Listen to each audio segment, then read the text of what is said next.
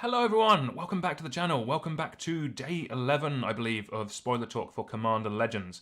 It's gone pretty quickly, I'll be honest with you. It's been a ton of fun. We have for you today, so the full set is up. Very cool. The full set is out, ton of cards. We won't be going over many of the reprints today, because a lot of the reprints are things like Pilgrim's Eye and Pirate Cutlass, things that make the draft format more fun, but aren't necessarily going to make a ton of dent in Commander as a whole. So what we'll be doing today is going through the new cards as per the previous spoiler talk videos, and then what we'll do over the weekend is kind of go over some of the reprints in a bit more detail. We'll kind of do like an overview of the whole set, do some draft guides, maybe that kind of thing. So with that, let's get into some of the new cards. So first we have Hamzen Guardian of Arashin, 4 green and a white for a legendary creature, Elephant Warrior. It is a 5/5, and this spell costs 1 less to cast for each creature you control with a +1/+1 counter on it. And creature spells you cast cost 1 less to cast for each creature you control with a +1/+1 counter on it. So, where are the notes? So this is obviously a really good really good commander for the counters deck. Should be good in limited. Again, the uncommon cycle, they all seem to be pretty decent at kind of doing what the pairs want to do. The fact that these are uncommon mean you may get more than one, but in the draft format, you can play any number of cards. Like you're not limited to just singleton in the draft format. So getting multiples of these won't be a bad thing. This probably goes infinite with something. I can't think of anything off the top of my head, but it goes in Gave, and that definitely goes infinite with a lot of things, so it does that. And it's also an elephant. This is the first elephant legendary we've seen. Locks it on tribal, baby. Let's do this. So that could be fun. But yeah, again, this card will be good and limited, and it will see play in the decks that are doing the counter synergy type stuff. So next we have Alara, Solemn Ritualist. It's 4 and a white for a legendary creature, Human Monk. It's a 3/3 with partner. When Alara, Solemn Ritualist enters the battlefield, put a +1 counter on each of up to 2 target other creatures. Whenever a non-token creature you control with a +1 counter on it dies, create a 1/1 white spirit creature token with flying. So it seems like oddly like a payoff for the counters deck. It goes in the counters deck, or could easily be a partner commander with it. Also goes in the Flyers deck, obviously, because it can make the spirit tokens. Yeah, putting the counters on one of your Flyers is perfectly fine, and then when they die, you get back another Flyer, and there's plenty of Flyers buffs in the format. So yeah, this card seems good. Its effect on its front value, you get 5 mana's worth. You get 5 power and toughness across 3 bodies, so that's decent. It's on rate. It is vanilla in that respect, but then the non-token creature you control dying will put this +1 counter on it. I'm glad it says non-token, otherwise that goes infinite very, very quickly, but there's probably still a way of breaking that I'm not thinking of off the top of my head. Maybe persist or something like that. I don't think it goes in some of those because this needs the counter to come back, but I'm sure there's something where this goes infinite. Okay, now we have white's big dumb mythic. Triumphant Reckoning. 6 white for a sorcery. Return all artifacts, enchantments, and planeswalker cards from your graveyard to the battlefield. Ooh, let that sink in a sec while I drink this. So this is a more broken... God, why can't I English today? This is a more broken replenish. This goes in a ton of decks. Probably goes even in like Brayer artifacts or like the artifact deck splashing white. This probably goes in all Enchantress decks as well, because replenish, for anyone who doesn't know, is probably a reserve list card, and that's probably why it's very, very expensive. This is a more expensive version, but it does get back your enchantments, your artifacts, and also your planeswalkers. There aren't too many planeswalker reanimate type spells, so having this could be really good. Do we see Karn in there? We do. Nice. Yeah, this could be all the mythics in the cycle are obviously a ton of mana. They all do very dumb things, and this is no exception. This seems very, very good. Yeah, Enchantress players are probably loving this card because yeah, it's either a second replenish if you have one, or your first. So awesome. Okay, we're going to be going through some. We will be touching on some of the common and uncommon new cards which I've seen. So Crimson Fleet Commodore, 3 and a red for a creature ogre pirate, is a 5/2 with trample. When Crimson Fleet Corridor enters the battlefield, you become the Monarch. So again, as we all know, I like the Monarch cards. I like people to attack. Yeah, a 5/2 in red with trample. It wants to attack. This basically means that you will so you'll become the Monarch when this comes in, and you'll probably get the Monarch back. Getting through some damage, drawing some cards, like you're fine with this dying if you get the Monarch back. Is this good enough for Pauper? maybe. I'm not. I haven't played too much Pauper in a while, but interesting for Pauper Cube especially. So this could be fun. Cracking on to an uncommon now. Explosion of Riches, 5 and a red. Draw a card. Then each other player may draw a card. Whenever a card is drawn this way, Explosion of Riches deals 5 damage to target opponent chosen at random. So I like this seems like a ton of fun and limited. A ton of gets people involved. I like those kind of effects. It's a card which gets people involved when it's not their turn. Keeps them interested, because games of Commander can descend into people playing with their food and people don't pay attention. But with cards like this, it gets everyone involved and should be really good for the draft format. And I do like the idea of like, ooh, is it worth it? Could it be randomly me? The fact that you never take the damage is good. The worst case scenario with this, obviously the ultimate worst case scenario, is this is a 6 mana draw a card. That's quite a bit of a downside, if I'm honest with you. You really want to be getting your opponents to do that. If the first player says no, then it's less likely the rest of the players do. And obviously this gets worse when there's less players left in the game. So this seems like one you want to play out your hand earlier in like an aggro style deck, and then use the treasure that's lying around to cast this out as quickly as possible, and then try and get 5 damage to people, so then you can aggro them out a bit more. But yeah, seems like a ton of fun and limited. Play this card. Next we have Fathom Fleet Swordjack, 3 and a red for an Orc Pirate. This is a 4/3. When it attacks or deals damage to a player or planeswalker it's controlling. I'll just read that again. Whenever Fathom Fleet Swordjack attacks, it deals damage to the player or planeswalker it's attacking equal to the number of artifacts you control. Also has Encore for 5 and a red. So this seems really, really good, again, with all the treasures that are flying around. Doesn't have any type of evasion, but again, the Encore stuff is so good after a board wipe. You just have your treasures lying around, you Encore this back after a board wipe or after some like creatures have died in combat, that kind of stuff. And people will take a ton of damage. This seems really fun. Going through the rest of the set that has come out, I think there is an artifact deck lying in there somewhere. I'm not sure the colours of it, but the fact that there's partner, I think is very much you kind of you're playing artifacts as your main theme, but your colours are decided by the best other cards you open. So in that deck, if you end up in red and there is some artifact synergy in that colour, then this could be really fun in that deck. So it's not just a pirate, it's an artifact matters card as well. So that's cool. Alright, what else do we have? Okay, Frenzied Saddle Brute. 4 and a red for a Orc Warrior. It's a 5/4 with haste. All creatures can attack your opponents and planeswalkers your opponents control as though those creatures had haste. So yeah, I like this card. There seems to be like a Naya group huggy style thing going on with the Manowar shirtless lad from yesterday. Yeah, like I like that kind of build. The getting your opponents to attack type thing. That seems like it could be really fun. And in the limited format, I'm glad that's one that exists, because you want to get people attacking, you want to get people swinging. You don't want to board stalls, and this incentivizes people not to board stall. Just get those swings in. And obviously, the fact that it doesn't attack, that they can't attack you with those creatures, is very good for you. So yeah, we like this card. We're liking the way red's looking. I think it's the last red card from the main set. We have Volcanic Torrent, 4 and a red for a sorcery with Cascade. When you cast a spell, exile cards on top. It has Cascade. Volcanic Torrent deals X damage to each creature and planeswalker your opponent's control, where X is the number of spells you cast this turn. So this seems like a win con for the Cascade deck. By itself, I think it at least deals for 2, because it counts itself and then the Cascade. This goes in a lot of spells matter deck. There's a lot. It's almost Storm. Almost Storm. It's the closest we've had to a while. I know it's technically not, but because it does count the amount of spells cast this turn, it's very similar and could be a payoff in other decks out in the wild that want this type of effect. This is another one, and it could be very, very strong. The fact it's only 5 mana, it doesn't scale as much. The fact it's 5 mana and it scales very well means it could see a lot of play. So we like this card. We will die to this card. Okay.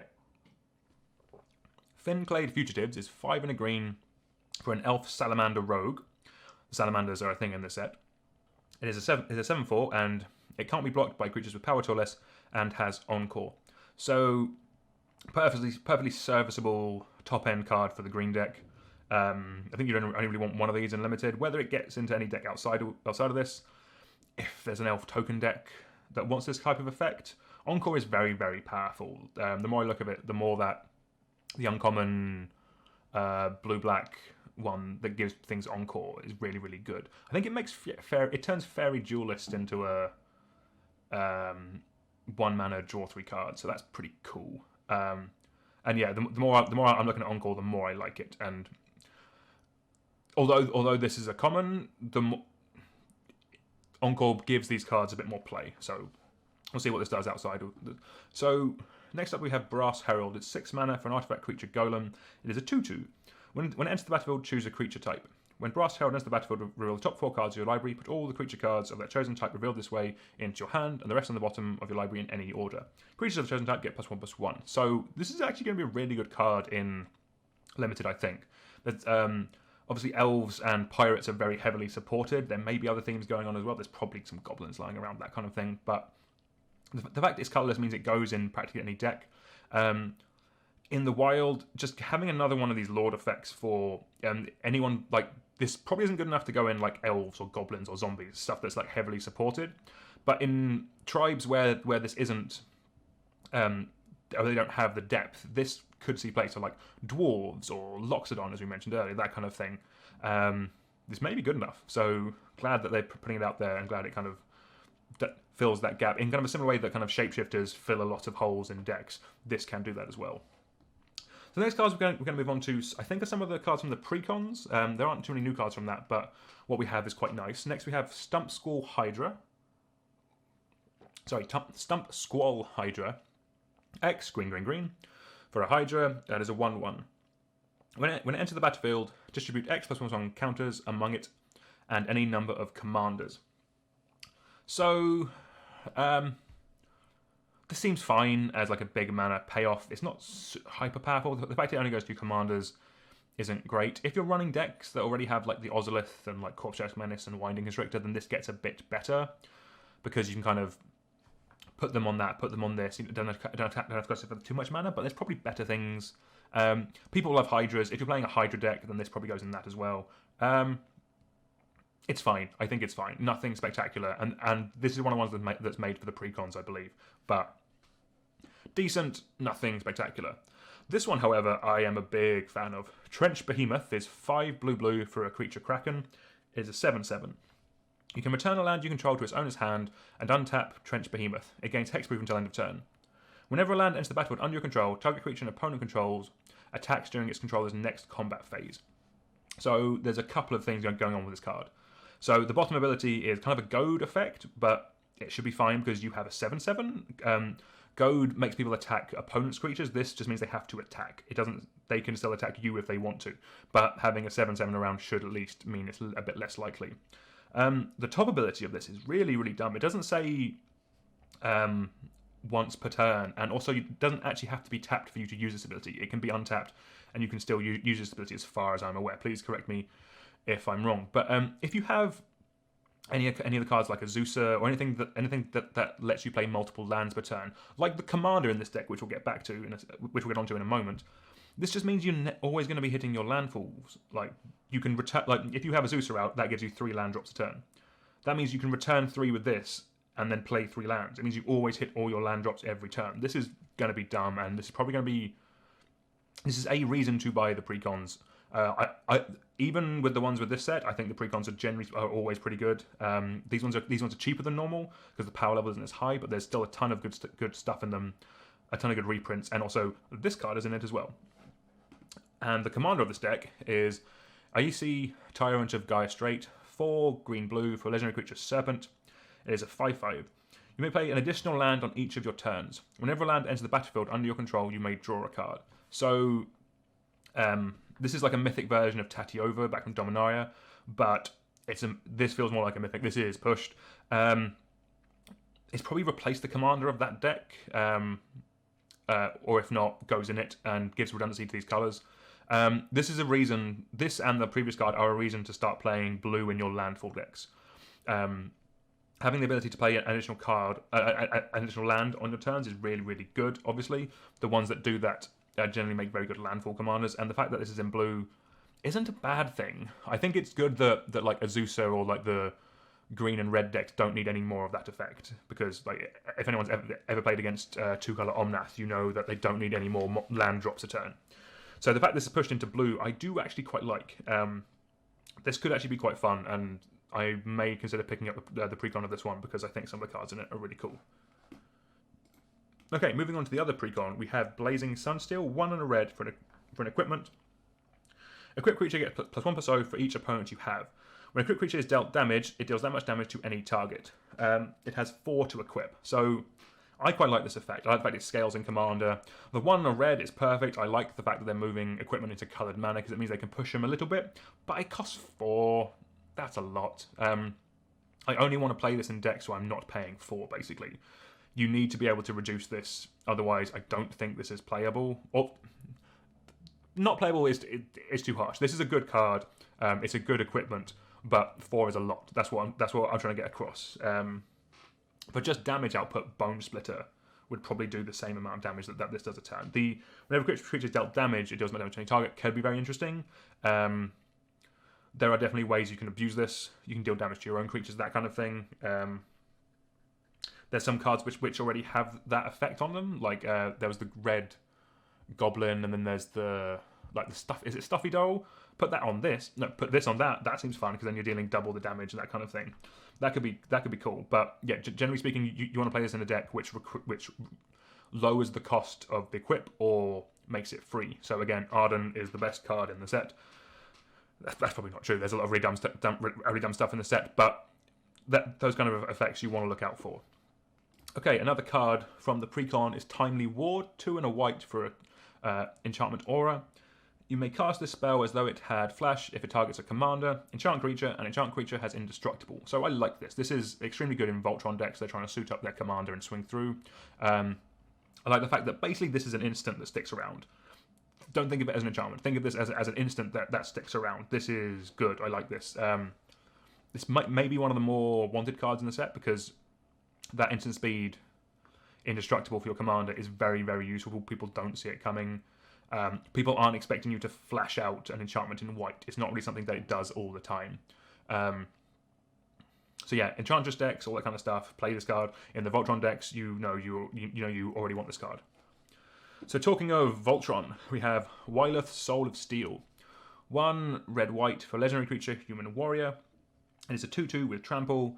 Whenever it attacks, draw a card for each aura and equipment attached to it. So this is card advantage. I like that. It's card advantage in Boros. It doesn't get that much. It's kind of like a reverse Shram. Oh, it's his sword. I see. Again, the hottest takes. The hottest takes. Yeah, I think this is fun. Yeah, as I was saying, reverse Shram. Shram rewards you for them when they come into play. This rewards you when they attack. Similar type things. This commander obviously wants to be attacking. If you're doing Boros Voltron, maybe this is the best one now, just because it gives you that card advantage which you've been lacking to a big extent. It's cheap enough. 3 mana is cheap enough that it will get out early enough and get some damage. Does this mean Bonesaw has never been more playable? I think Bonesaw is the one with Equip 0. Oh, that could be spicy. So yeah, so that and Grafted Wargear, that kind of stuff. You want low equip costs with this just so you can really get in and start refilling your hand as quickly as possible. That's one of the things Voltron decks tend to suffer from, especially in these colours, is that they kind of play out their hand and then they're a bit stuffed if things go badly. But the fact this is 3 mana means that getting it out again isn't going to be the end of the world. The fact it's an equipment deck, primarily, this can go in an Aura's deck as well, but I think it's mainly going to be used as an equipment commander.